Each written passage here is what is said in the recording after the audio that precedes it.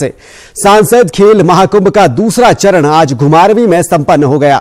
समापन समारोह में केंद्रीय युवा मामले व खेल मंत्री अनुराग ठाकुर ने कार्यक्रम की अध्यक्षता की। इस अवसर पर अनुराग ठाकुर ने कहा कि सांसद महाकुंभ में लगभग 49,000 खिलाड़ियों ने हिस्सा लिया है, जिसके माध्यम से हजारों खिलाड़ियों की प्रतिभा देखने को मिली है। उन्होंने कहा कि हमीरपुर संसदीय क्षेत्र से शुरू हुए सांसद खेल महाकुंभ का आयोजन अब देश भर में किया जा रहा है।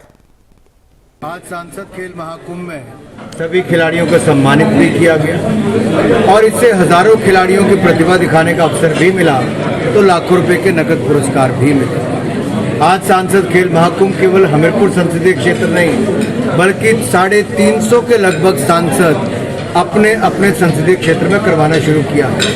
हमें प्रसन्नता इस बात की है कि जो शुरुआत यहाँ से हुई आज उसकी धूम पूरे देश भर में, और हमें आशा है आने वाले कुछ महीनों में जब अगला होगा, कुछ दिनों के बाद जिसकी शुरुआत होगी, तो उसमें और बढ़ चढ़कर खिलाड़ी हिस्सा लेंगे।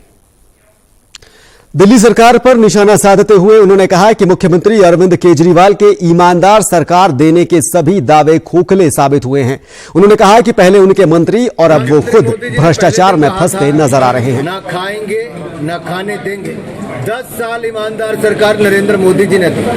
कामकाज में पारदर्शिता लाए, जवाबदेही की, देश का लाखों करोड़ बचाए। तो दूसरी ओर जांच एजेंसियों ने स्वतंत्र रूप से कार्रवाई करते हुए भ्रष्टाचार नेता हो, राजनीतिक दल हो या कोई व्यापारी या अधिकारी हो, कड़ी कार्रवाई की है, जिसका हम स्वागत करते हैं। और मुझे इस बात का खेद है कि कुछ राजनीतिक दल जो घमंडिया गठबंधन के सहयोगी हैं, इंडी अलायंस के सहयोगी हैं, उसका हिस्सा है, जिनके ऊपर भ्रष्टाचार के गंभीर आरोप लगे, रेड हुई, अरबों रुपए जिनके सामने आए, आज वो ईडी की जांच से भागते हुए नजर आ रहे हैं। इस बीच अनुराग ठाकुर ने झारखंड के मुख्यमंत्री हेमंत सोरेन के मामले में हुई रेड को जायज ठहराते हुए उन पर भी भ्रष्टाचार के आरोप लगाए। प्रधानमंत्री मोदी जी ने पहले दिन कहा था, ना खाएंगे ना खाने देंगे। 10 साल ईमानदार सरकार नरेंद्र मोदी जी ने दी। कामकाज में पारदर्शिता लाए, जवाबदेही की, देश का लाखों करोड़ बचाए।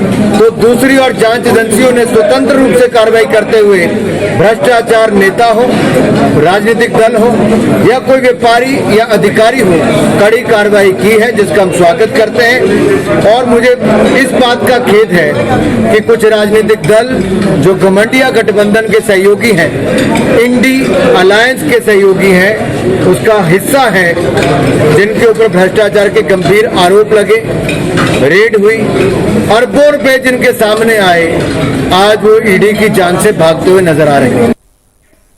वहीं समापन समारोह में मुख्य अतिथि के तौर पर उपस्थित पूर्व मुख्यमंत्री और नेता प्रतिपक्ष जयराम ठाकुर ने कहा कि आगामी लोकसभा चुनाव में हिमाचल की 4 सीटों पर भाजपा जीत दर्ज करेगी। उन्होंने कांग्रेस सरकार के 1 वर्ष के कार्यकाल को विफल बताते हुए कहा कि प्रदेश की कांग्रेस सरकार द्वारा दी गई सभी गारंटियां झूठी साबित हुई हैं।